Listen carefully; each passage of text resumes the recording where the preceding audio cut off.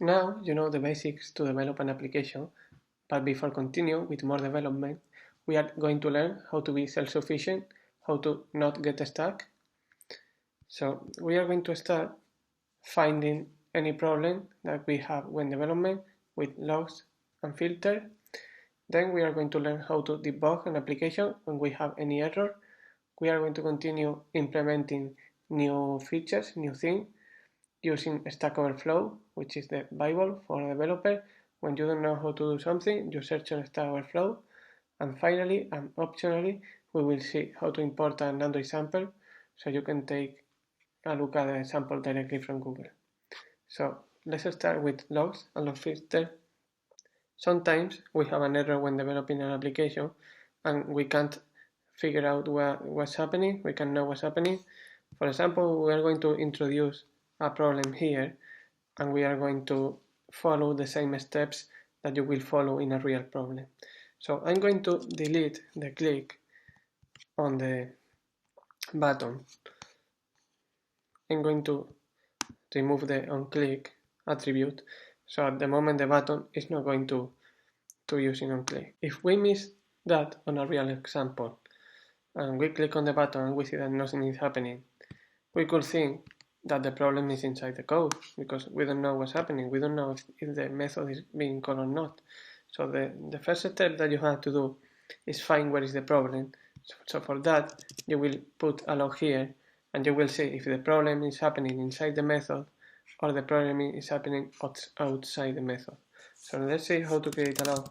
We just write log from Android util and then the level of the log, in this case where we are going to use info. As you can see here, the log needs a tag and a message.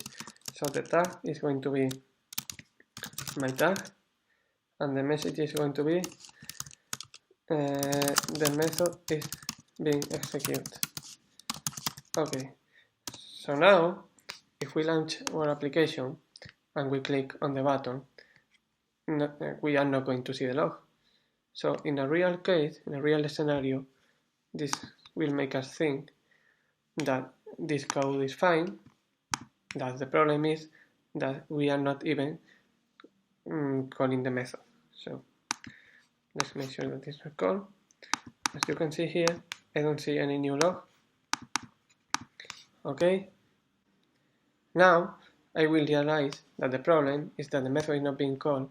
So I will take a look at the view and will say what's happening here, why the button is not working, and I will take a look and I will say, oh, I forgot to put the onClick attribute. Let's launch it now. The same thing can happen when you are calling a method from another method.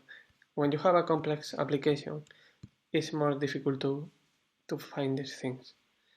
But you have to know that the steps are the same. Okay, we have the application now, and every time that we click on the button, this is printing along here. The next thing that we have to speak about is the filters.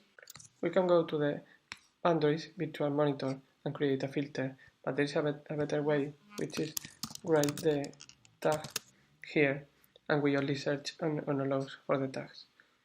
Also, regarding to the log level, as you can see here, we have different log levels from Android. Some of them are from one application, some of them not. So we are not interested in the debug logs at the moment, so we can just put the info tag, and as you can see here, we just filter for the level of the tag. The level is just the priority, so the priority go from top to the bottom. So if we are on error, we cannot see what is above the error. So let me show you the error. You cannot see only error. Let me show you the bottom one. You can see all of them. So this is what you need to know about logs.